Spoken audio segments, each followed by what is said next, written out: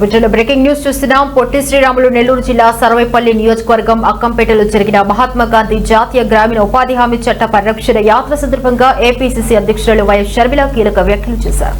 కేంద్రంలోని బీజేపీ ప్రభుత్వం తీసుకొచ్చిన వివిజీ రామ్జీ చట్టం అక్రమమని, ఇది పేద ప్రజల పొట్టకొట్టేలా ఉందని షర్మిల విమర్శించారు.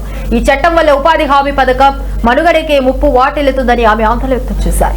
గతంలో ఉపాధి హామీ వేతనాలకు కేంద్రం 100% నిధులు ఇచ్చేదని, కానీ కొత్త నిబంధనల ప్రకారం 40% నిధులు రాష్ట్రాలే భరించాల్సి రావడంపై మండిపడ్డారు.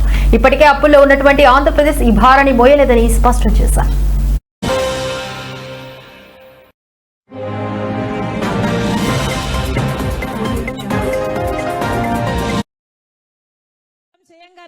మొట్టమొదటి సంతకం రైతులకు ఉచిత విద్యుత్ మీద పెట్టాడు. ఆ తర్వాత రైతులకు రుణమాఫీ కూడా చేశాడు. రైతులకు రుణమాఫీ చేసిన ఘనత ఇంకో ముఖ్యమంత్రికి ఎవరికైనా ఉందా మన రాష్ట్రంలో? ఒక్క రాజశేఖర రెడ్డి గారు మాత్రమే రైతుని నెత్తిన పెట్టుకున్నాడు, గుండెల్లో పెట్టుకున్నాడు.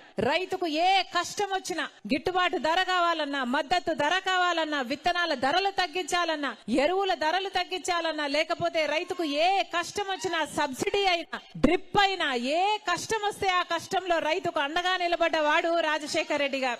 ఆ రోజుల్లో వ్యవసాయము ఒక పండుగ. వ్యవసాయం చేసుకునే వాళ్ళ జీవితాలు కలకలలాడాయి. ఆ రోజులు ఎటుపోయాయి. రాజశేఖర రెడ్డి గారు ముఖ్యమంత్రిగా ఉంటే పేదవాడు అన్నవాడికి జబ్బు వస్తే అప్పులు పాలైపోతున్నాడు అని రాజశేఖర రెడ్డి గారు ఆరోగ్యశ్రీ పథకాన్ని తెస్తే ఎంత మందికి జీవం పోసింది ఆరోగ్యశ్రీ, ఎంత మందికి ప్రాణం పోసింది ఆరోగ్యశ్రీ. 108 కుయ్ కుయ్ కుయ్ కుయ్ అని ఫోన్ చేసిన 20 నిమిషాలకు వచ్చేది 108. ఫీజు రీయింబర్స్మెంట్, ఎంత మంది బిడ్డలు, లక్షల మంది బిడ్డలు, పీజీలు, డాక్టర్లు, ఇంజనీర్లు డబ్బు పెట్టకుండా చదువుకున్న రోజులు. ఎంత మందికి ఉద్యోగాలు వచ్చాయి. ఈ రోజు వరకు కూడా అమెరికా లాంటి దేశాలలో ఆ బిడ్డలందరూ పేద బిడ్డలు రాజశేఖర రెడ్డి గారు పెట్టిన ఫీజు రీయింబర్స్మెంట్ చదువుకొని ఇప్పటికీ కూడా పెద్ద పెద్ద మంచి మంచి ఉద్యోగాలు చేసుకుంటున్నారు. పావలా వడ్డీకే రుణాలు. ఇలా ఒకటి కాదు, రెండు కాదు, ఎన్నో అద్భుతమైన పథకాలు, అది కూడా అద్భుతంగా అమలు చేశాడు. పేదవాడికి ఆ పథకాలన్నీ అందేటట్టు చూసిన నాయకుడు రాజశేఖర రెడ్డి గారు.